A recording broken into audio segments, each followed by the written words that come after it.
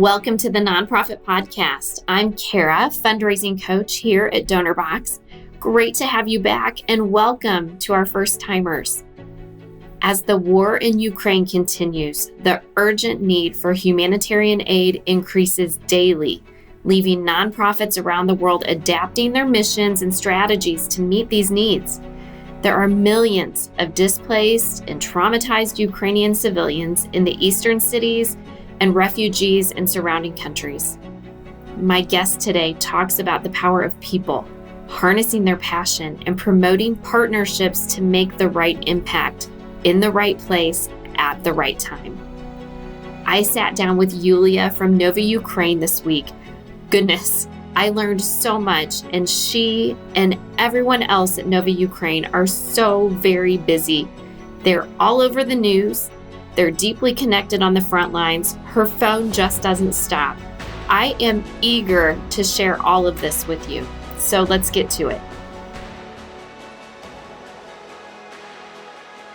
Nova Ukraine is dedicated to providing humanitarian aid and raising awareness about Ukraine in the United States as well as in the rest of the world. They established solid relationships and did some hard work to grow partnerships over the past several years. And because of this, Nova Ukraine was able to get right to work as tension built at the Ukrainian borders. They've worked with individuals and partnerships to raise money and deliver tons of medical supplies. They've loaded cargo planes, they've provided generators, and they have provided accommodations to hungry and tired people and animals in and outside Ukraine. I am in awe of all they are doing, and I am really right here on the edge of my seat wanting to learn more. So today I'm joined by Nova Ukraine's Yulia Zimmermann, who serves as marketing lead for the organization. Yulia, your job title is marketing lead, but from the brief interactions I've had with you, I know you are not sitting at your computer all day. So I really want to know more about you and the work of Nova Ukraine. Thank you so much for joining me. Thank you, Kara. Thank you so much for having me today and giving Ukraine a voice. I know it's been 2 months of war, but the truth is the fight of David and Goliath is continuing, and we must do everything in our power to help Ukraine. I myself come from Ukraine, from Southeast Ukraine. I was born in the town of Mykolaiv that's been defending Ukraine since day one. At the front lines. Honestly, Mykolaiv has amazed with its resistance all of Ukraine and the rest of the world. I have my family still staying there, my nephew and my sister. My mother was able to evacuate to Western Ukraine across the country, where she's waiting for me, and I'm actually scheduled to depart for Europe next Sunday. I came to the United States in 2007, and pretty much since then, I took on a mission of cultural diplomacy, raising awareness about Ukraine in the world. Then harsh events of 2014 came through, where Revolution of Dignity happened. And we got together with Ukrainians of the Bay Area or Silicon Valley. We knew that we need to unite, as Ukraine will need all the help we can get for the people of Ukraine for the years to come. Thus, we founded Nova Ukraine for the missions you've stated, basically to raise awareness and to provide humanitarian aid to vulnerable groups and individuals in Ukraine, and to help Ukraine in every way possible to build a strong civil society.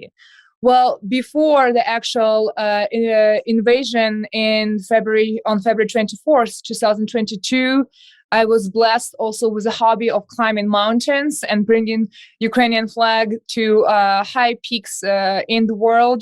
And as of last summer, I had my first expedition to my first 8,000 meter peak in Pakistan, a broad peak next to K2, the world's second largest, highest mountain. And I had a special project actually going. We are working on documentary dedicated to Vladislav Trzul.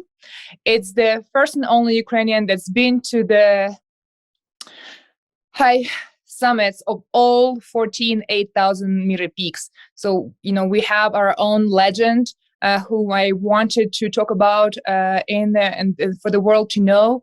Unfortunately, Vladislav died after summiting his last mountain. But that's just one of the projects I was working on in terms of cultural diplomacy and raising awareness about Ukraine. And I gotta tell you, we at Nova Ukraine supported a lot of humanitarian, educational, cultural projects as such. We took on a cinema direction to promote Ukrainian cinema as a way to positively promote Ukrainian culture and talk about Ukraine. But of course, that all changed in February, and it's humbling every day. But just to see the impact of our work. But as of today, we crossed the line of 20 million in donations. More than 75,000 people have donated to Nova Ukraine. We helped more than 1 million people back in Ukraine. We're active, with partners on the ground in pretty much every region in Ukraine. And, I myself quit my day job to do this more than full time while I'm working on getting my own mother out of Ukraine to bring here. But every day when I go to bed and when I get up, I'm very motivated because of the work we do all together, within Nova Ukraine and with other organizations. Wow. So you basically had a cultural awareness and diplomacy focus prior to this conflict. And then you've transformed to first responders, really. Would you ever have gone this way without the conflict? Well, I should mention, that we did have a lot of projects that were working towards establishing a strong civil society in Ukraine. And that had to do with a lot of humanitarian projects already, supporting orphans, working on educational projects, supporting of kids and families in difficult situation in Ukraine. But that, of course, all was had less urgency. We never coordinated such emergency relief efforts anywhere, right? But when war comes and when we're looking at the largest war in Europe and at the largest humanitarian crisis in Europe since World War II, there is no option left but to mobilize.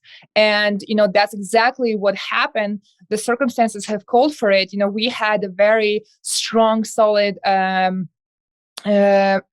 number of people within organizations already. But since day one of the start of the war, our active volunteer base has tripled.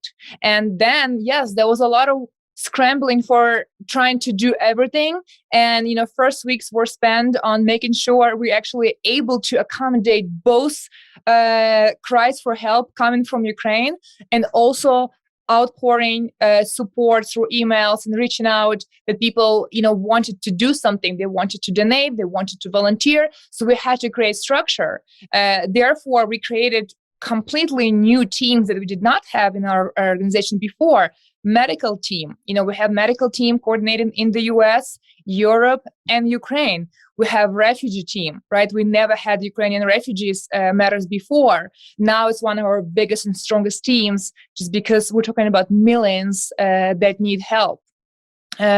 So it was all about mobilizing, taking the time to structure, all while, providing emergency response. So it was definitely not easy, but, we're very proud of our efforts and grateful to all our volunteers that put on hold their personal lives, made arrangements at work to be able to be involved every day, because every day equals saving lives by hundreds and thousands. Absolutely. And I think that what you said, that I think that people saw the importance and the life-changing nature and the urgency that really challenged them to pivot and make these change.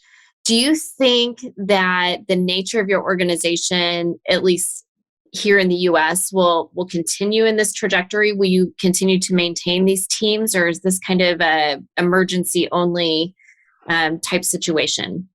I think the situation is very dynamic and we have to be flexible. And Kara, we are Silicon based. We have to have agile, flexible minds. And, that's what we've been doing to date. So, at this point, the strategy is let's get the information, process, and adapt as we get this information. Honestly, the best way is to stay agile. But we are now one of the biggest Ukrainian American organizations in the U.S. Again, more than 75,000 people have donated to us, and our supporters come from individual donors, corporate and family foundations, and our following on Facebook grew from 10,000 to now close to 70,000.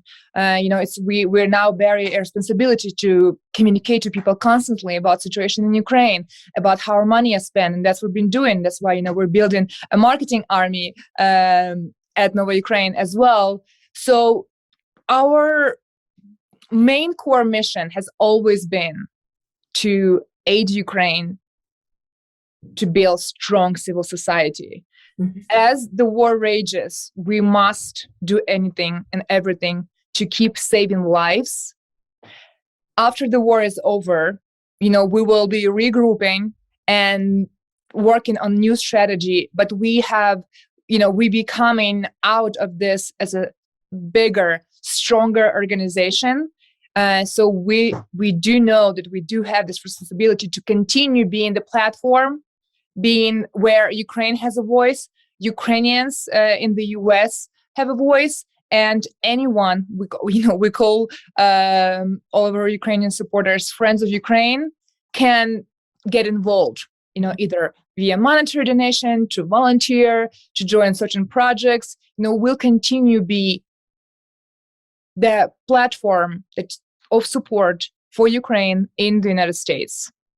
I loved what you said, that the core mission has not changed, but the way that you are delivering on that mission can be flexible, can be agile, depending on the situation that arises. That is a really great strategy. I want to pivot just a second and talk a little bit about partnerships. You talked about, obviously, donor partnerships and things like that, but you also have had recently a very successful partnership with Airbnb.org.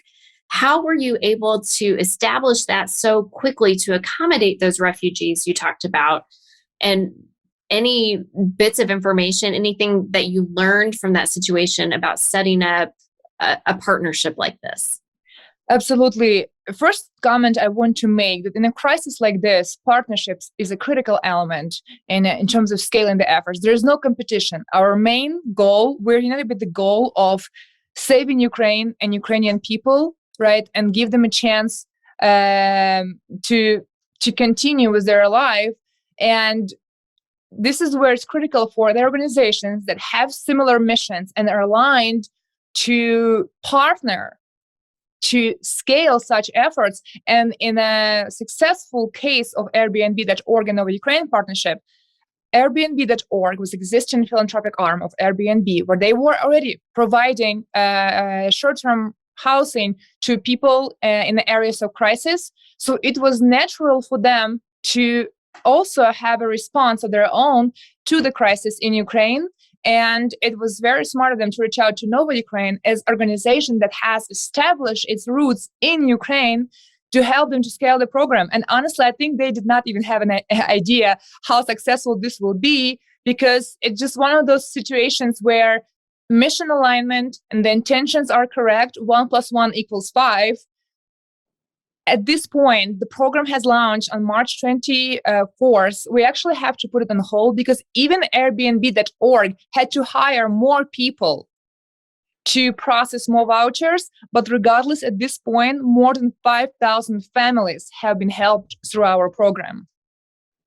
And this is just a very good illustration of why we need to partner and we need to unite at this time.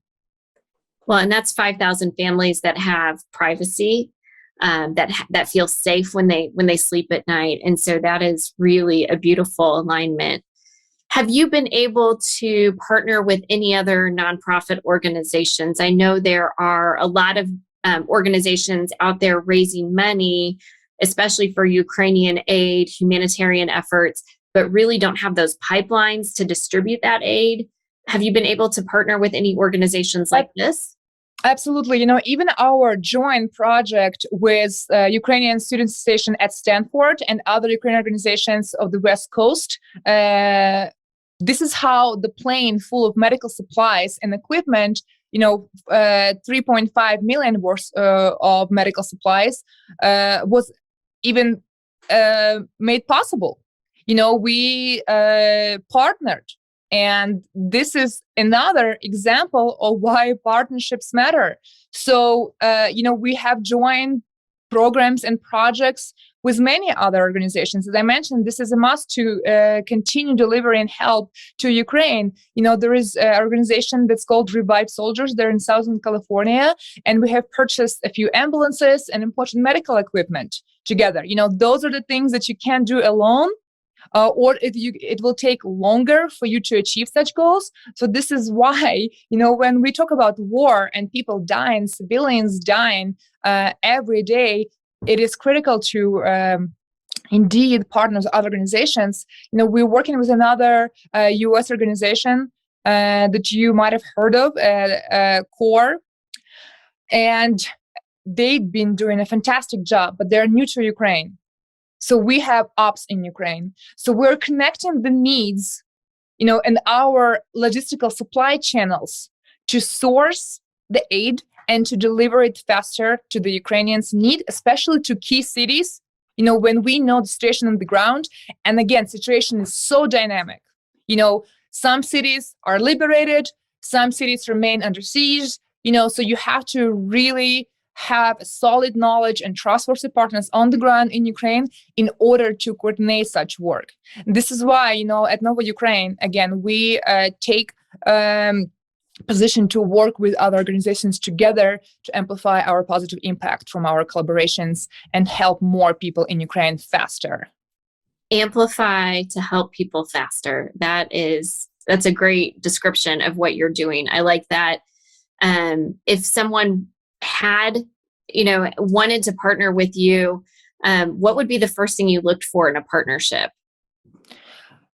Right now it's so project-based. As long as our missions are aligned and a good relationship can be established, and there is a win-win situation and a scope of the partnership we can agree on, we're always open to collaboration. So all you have to do is to reach out at contact@Nova Ukraine, and you will be matched up by our response team with the appropriate department in Nova Ukraine. So please do reach out if you think we can work together or something. DonorBox's easy-to-use, customizable donation platform is the tried and trusted solution for over 50,000 nonprofit organizations globally. Already offering the lowest fee in the industry, we've gone next level, launching Ultra Swift Pay, allowing your supporters to use digital wallet payment apps, eliminating the need to input their personal details, making their journey to fund your mission faster, seamless, and more fulfilling than ever before. DonorBox, helping you help others. So many people around the world, I think, are scrambling to raise money. So many hearts are broken on behalf of the Ukrainian people going through this tragedy. So many people have stepped in to give to different organizations. And I know you just said you reached a significant donor milestone. How have you been able to handle that donation volume? And are you able to engage and respond to these new donors at the level that you'd like? Absolutely. And that, again, is possible because of our rigorous structuring of the teams, during the first weeks. So we have response team that's just responsible for making sure all the emails, all the social media chats are answered for. And this is really, really important. Someone needs to stay in filtering this through emails, to not miss an important request for help or to not miss an important, inquiry about potential donation. So that's really, really important. And, as you understand, again, we are volunteer based, but we have even shifts now for people, right? This is where our volunteers is just such an important force of ours that we're able to deploy across different aspects of the organization functioning. Communicating with donors is extremely important, especially at this point, where people want to understand what's happening, what's been done with their money, what else Nova Ukraine is doing. That's why we almost immediately launched our newsletter. I believe today will be our newsletter number 7, where we are reporting on critical situations in Ukraine, on the developments of our projects, highlighting our partnerships, highlighting upcoming events.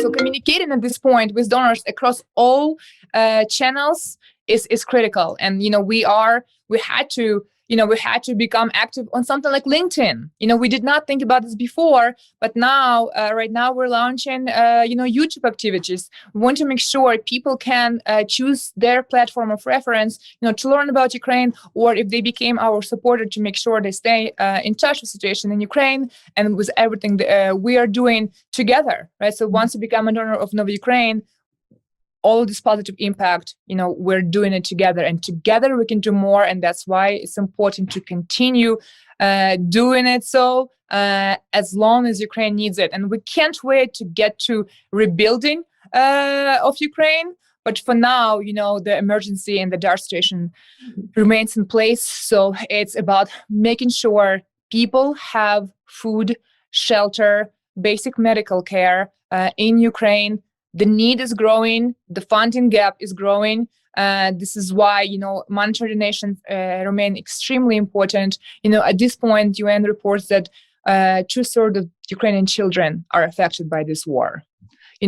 Everyone who is fleeing Ukraine and crossing the border, half of them are children. The family gets separated. I cannot imagine to be in a position to leave everything behind, and on top of it, to say goodbye to your father, brother, husband, because between ages 18 and 60, when you can't join military, you cannot leave Ukraine. Right now, Ukraine is working on some legal requirements for where a husband, a father, a brother can oversee family crossing the border, but it's tragic on so many levels. And it breaks my heart to think about all the children that do not have childhood right now, right? Because their reality is either evacuation, there's no green corridors, and the Russian military is still targeting civilians. My own hometown, there is this terrible, terrible notion that, it will be turned in a second Mariupol if it falls. And that thought, it is thoughts like this that makes me roll my sleeves every day and try to do a little more. That heartbreak inspires action, for sure, 100%.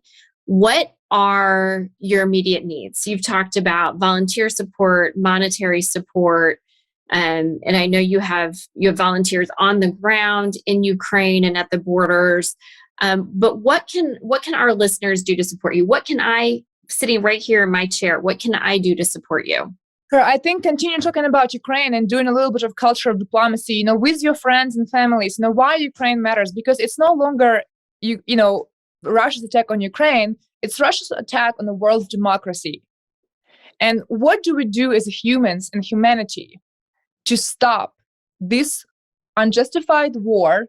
And what do we do to be a part of the good winning over evil? So if you imagine yourself in 10, 20 years, right?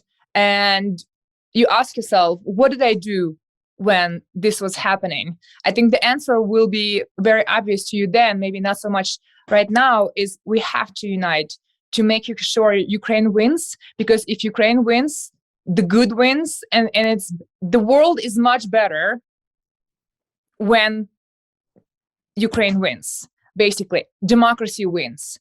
Persistence and resistance for freedom wins. And I really think, China is watching, North Korea is watching. We gotta make sure the peace prevails. And, I dream that if Ukraine wins in a way where evil is punished, when Russia is punished, there will be no more wars, because, all the bad guys will understand the circumstances of doing something so unjust and evil and brutal. And, I just want Ukraine to win, for the war to be over, but I also want to have a war with a world with no war anymore. And that's why, outside of volunteering or making a monetary donation, it's simple things of maybe reading Anne Applebaum's book, Stalin's War on Ukraine, Red Famine, where people can take an excursion to history. There's so much context to this conflict. Ukraine has been fighting for its freedom for more than 4 centuries. Just think about that. And it's spelling Kyiv correctly, Kyiv. It's small things, but it's changing one outlet at a time, one heart at a time. To not use the Ukraine, to support Ukrainian businesses, to hire Ukrainians remotely. Engineering, creative talent in Ukraine is outstanding. I just watched a video by Florence and Machine that was filmed in Kyiv last November. I believe it's their 3rd music video that was filmed in Kyiv, just because locations there are, beautiful. And to think that country survived Nazi bombing and it was in a better shape, that's what Russian military is doing right now to this country. The capital of Kyiv is 5th century, or I'm not sure if you knew that. So imagine how much history in architecture on that land. And hiring Ukrainians, displaying Ukrainian flag or doing something where you could be a part of Stand with Ukraine club, that remains very, very important. So you are saying it's first important to learn more about the rich culture of Ukraine and use our own networks to build awareness. We can use our own voices to draw attention to what's going on and then deepen others' knowledge and encourage them to take action. And one thing I want to add is engage your own community in a fun way. A few examples, my friend who is the dance teacher, she just ran a class where she invited the Ukrainian dance professional, and the whole class was a fundraiser, and she donated close to $1,000 to our animal cause, and that's beautiful. This is the best way.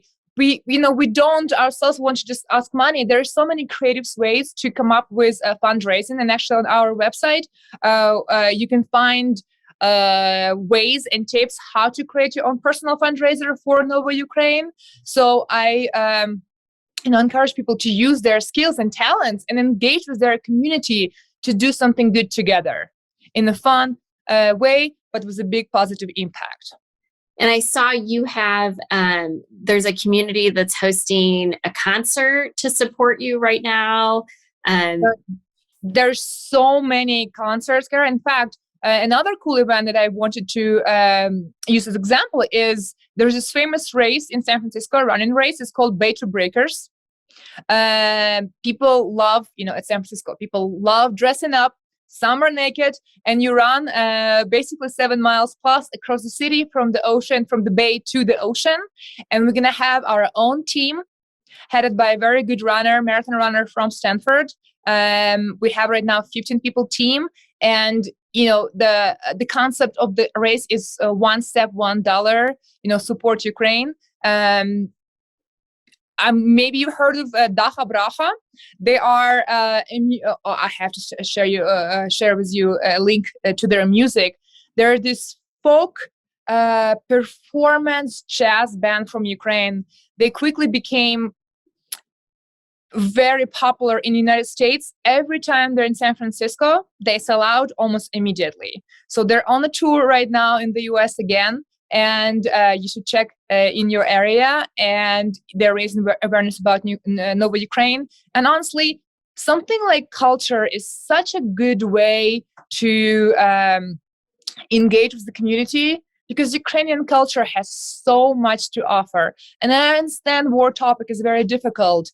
And, we want to invite you to be a part of something good. We're here for greater good, and we want to share Ukrainian culture with everybody. So we welcome to join you on so many cultural initiatives that can be taking place, either existing ones. I'm sure there's one going on in your area. So quick search Ukrainian event, I think could go a long way right now, both to attend and maybe inspire to do something with your friends. And learn, absolutely. And we will link several of the things that you mentioned, the book, some of these events and music videos, and we'll list those in the show notes so that people listening can learn more about them too. So I want to wrap up with one last question. I've talked to you a few times over the last few weeks, and I know you're exhausted. I know your team is tired. Obviously, you wake up needing to do something, and that's what gets you going each day. I'm curious, can you share anything inspiring, any sort of hope or inspiration that you've seen recently? Kara, I think it's a great question, and it's a complex one because there's so much inspiration going on every day. I think one of the biggest general sources of inspiration is seeing how hard people work together. To me, it's been something that, I've been always drawn in the companies, but seeing how much effort and heart people bring to our task at hand every day is very inspiring. And then every time you get a thank you from an organization, from a volunteer, seeing a picture of the old lady who is absolutely alone, holding life-critical medication in her hands on the outskirts of Mykolaiv, where it's impossible to get to because of the shelling. Those kind of things, they fuel you like more than anything. And on a personal note, all of my friends that, like I mentioned to you, my friend who did a dance class, and I don't even ask them, sometimes they just do things and tell me, I'm there for you. I'll go to the Polish border and get your mother. But just recently, I had this very powerful emotional experience where I was a speaker for a local nonprofit organization, Listen for Change. They want to make people aware of important social matters through personal stories, which I love that concept. And they invited 3 speakers. One of them was a Russian man who was speaking about the loss of religion, which is his motherland, basically because he was rejected by his own family because he was against Putin regime and against war. Just think about when your father says, I do not want to talk to you because you support peace and democracy. And, I wasn't sure how I'm going to handle the presence, of this Russian man. But, when I told my story, and my story was about oppression of Ukrainian culture and language for centuries, and how I was born and all of my life, I was gearing up for Russia's war on Ukraine. And at the end, of my speech, I cried, Russian man cried, the audience cried. But after he came to me and he said, Yulia, please don't ever speak Russian to me. I want to learn Ukrainian. His people have been killing Ukrainians and Ukrainian culture for centuries. And this, his name is Anton. And it's like changing, or a kind heart like this, a light in the heart. Anton is brave to stand up against his own country and family to defend the truth. And something like this, I just could see that my story had impact, and it is a powerful story. And it even kind of emphasized for myself, the tragedy of Ukrainian people. But in the end, we're not here to cry and be victims. We just want to survive, and we want to unite with people who understand freedom, democracy, and basic human rights, and have a chance to be a nation that we've always wanted to be. So it's stories like this that continue not just inspiring, but motivating to try harder every day. That is beautiful. And Yulia, you have a passion, you have a fire that is contagious. And thank you for explaining this well to me and to those of us who have not lived in or spent much time in or around Ukraine. I'm learning more every single day, and I desire to learn it better. And so I thank you for explaining it and advocating and helping grow that cultural awareness that is so important to understanding each other. We have to know culture to understand each other better, right? So on behalf of all of us at DonorBox, I hope everyone involved stays safe. You said you have an upcoming trip. I'm curious. I'll be anxious to hear how when you come back. And I just thank you so much for giving us this time today. Thank you so much, Yulia. Thank you, Kara, for having me. I've said it before and I will say it again. Yulia is a force of nature. I admire her so much. It is really powerful to see how Nova Ukraine has adapted, partnered, and powered through so many obstacles. They face danger and increased challenges every day. It's this perseverance and pivoting that is truly game-changing right now. And that, together with the passion this organization has, should be more than enough to inspire all of us. Links to the book, the concert recording, and music Yulia spoke of are in the show notes for you. And now they're also on my playlist and on my nightstand. If you have been inspired to donate or host your own fundraiser, attend an event, or better yet, partner with Nova Ukraine to get the donations you have raised, working faster on the ground, the links to their website and donation page are also there. The Nonprofit Podcast is all about keeping the impact of our work front of mind. Staying in touch with on-the-ground results can be challenging, which is why we are here with a new, inspiring, informative, and always interesting interview every Thursday. So follow, rate, and download the Nonprofit Podcast today, and be sure to join us next week. Until next time, stay inspired. The Nonprofit Podcast, powered by DonorBox, helping you help others.